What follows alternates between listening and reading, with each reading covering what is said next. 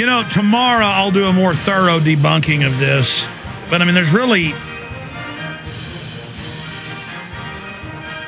not much to say about this. I mean, it's a trashy article that just says I'm a liar and that I'm making stuff up. Historian Richard Hofstadter had a hypothesis that conspiracy thinking is fueled by underlying feelings of alienation. And it goes on to say, Jones insists he had a Leave It to Beaver childhood. Now, see, that's taken out of context. I said I had a great parents that were like Leave It to Beaver parents and were really nice. Yes, how were your parents? Parents are really nice. Maybe a little too lenient sometimes, now that I'm a parent, look back on it. And just great parents. I had no idea how great my parents were. I've always talked about that. And it's just impossible to this guy that I had a great life. I mean, I grew up in a middle-class neighborhood on a golf course, and I, dated cheerleaders and just went on camping trips. Other than getting a lot of fist fights and seeing a lot of weird stuff growing up, seeing the police being drug dealers, and that was on record, that the sheriff went to jail for it. I had a great childhood. But no, it's just a lie. Because I wouldn't give this little bastard, because once I got into the interview, I could tell this was slimy. And a hit piece. This is exactly what I thought it would be. He said, I want your parents' number. My parents have told me we do not want to be interviewed. And I said, my parents don't want to be interviewed. They're private. They're private, huh? Problems with your parents? No. I go over to my parents every week or so. We get along great.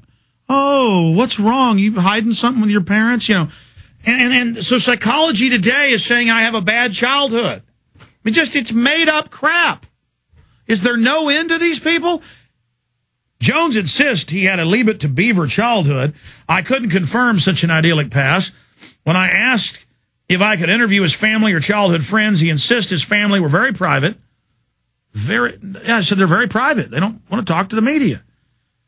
And he had not kept in touch with a single friend. No, I said, I know who some of my friends are, but they're like all off now with families. I haven't talked to some of them in years.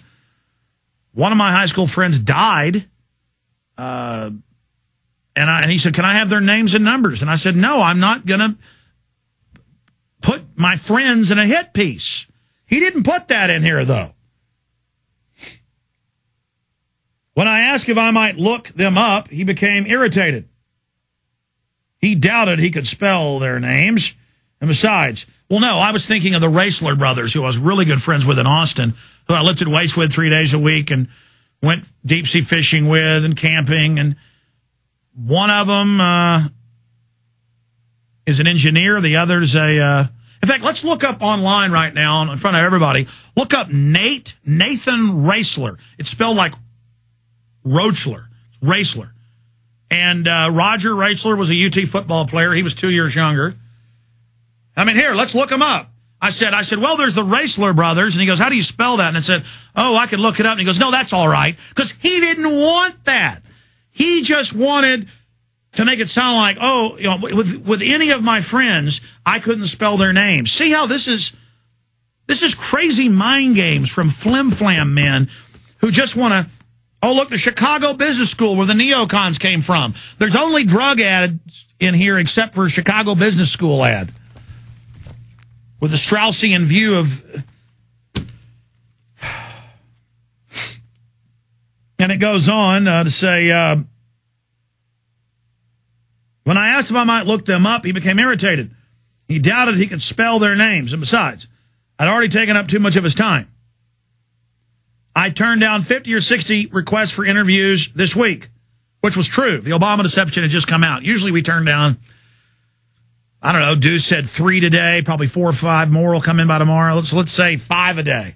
5 a day in a week is 25, 30. So, I mean, do the math. What's 7 times 5? We're talking about 35 interviews. But back then, with the Obama deception peaking, yeah, it was... See, he doesn't understand that. Dude, he was saying I was lying about millions of views of the Obama deception until I made him go online. See, that's what I mean. I mean, it just... They constantly spew their propaganda, which always turns out to be bull. We tell the truth, and then we're getting attacked. Listen to this. The number sounded wildly inflated. He doubted he could spell their names. Besides, I'd already taken up too much of his time. I turned down 50 or 60 requests for interviews this week. He wanted me to know. The number sounded wildly inflated. Conspiracy theorists have a grandiose view of themselves as heroes, manning the barricades of civilization.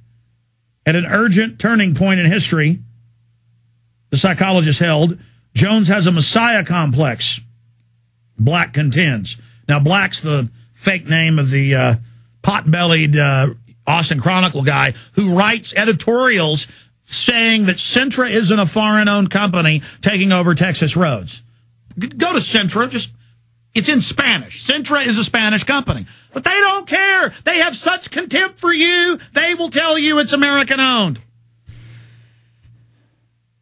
Black contends that I have a messiah complex. Grandiosity is one of the defenses against underlying feelings of powerlessness. No, all I talk about is how powerful human beings are. Even well-grounded skeptics are prone to connect disparate dots when they feel disempowerment. I sent this guy link after link to government documents and UN documents on population reduction. I mean, here's eco-science calling for drugging the water, taking children at birth, reducing the world population, written by the White House science czar. I mean, everybody knows about this. This was in the Associated Press. I sent him a whole bunch of stuff just like this. He doesn't care. He says I'm making it up. Look, I'll spend 30 minutes on this properly tomorrow. Watson's doing one. The worst thing is at the end, it says, indeed, there are no coincidences in Jones' world. In a scene from the Obama deception, Jones dives into the belly of the beast, the hotel where purported conspirators will be meeting. See, he wouldn't agree with me over the phone that I was really at Bilderberg and really covered it, or that they didn't pull the fire alarm, or that we were being followed. And I said, no, we were really being followed. And he just said, oh, you were imagining you're being followed. And I said, look, buddy, I had FBI guys come in and sit down to me next at the hotel I was staying at and ask if I wanted to attack the State Department. He went, oh, sure you did. I mean, you know, this is the type, I mean, this is what's crazy. But it's not crazy. It's crazy like a fox. This is a drug ad. Hundreds of billions of dollars a year in this crap. That's all this is about, is them defending the takeover of our society. Indeed, there are no coincidences in Jones's world. And I talked to this guy. He believed I was just having a schizophrenic episode in an imaginary hotel, you know, just insanely thinking people were following me. Used to, they would just say Bilderberg didn't even exist.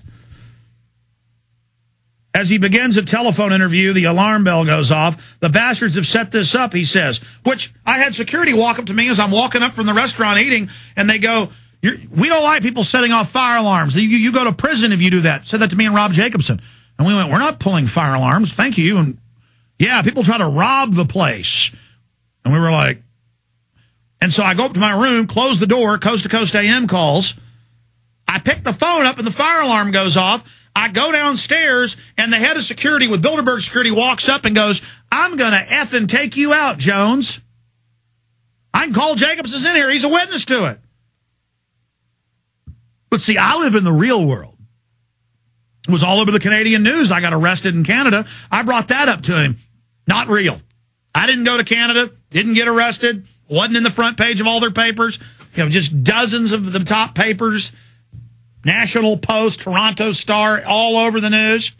And I've got my film. Don't say that's grandiosity. I have my film with the newspaper headlines. That film is real, buddy. But see, it's good they're denying everything to this level because it's so asinine when they say none of this exists and then people find out it does. Just like Obama's people are saying there's no call for national compulsory service.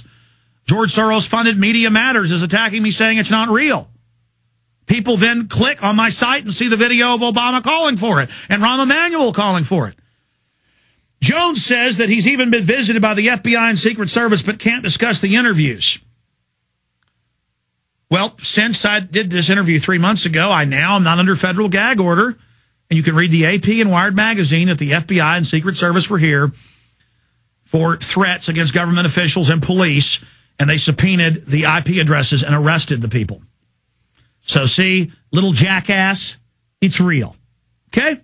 Stick that in your stupid pipe and smoke it. You're a fool. But then he has it both ways. He says it may be that federal agents, in fact, wanted to evaluate whether he is a threat to the president. No, they were here wanting me as a witness in the trial, and I quashed the subpoena for that one. That's in the news, jackass. There's no reason to believe he is, but the same can't be said of his listeners. In 2002, Richard McCaslin, carrying an arsenal of weapons, entered the Bohemian Grove, a camping ground in California that annually hosts a meeting of the political and business elite.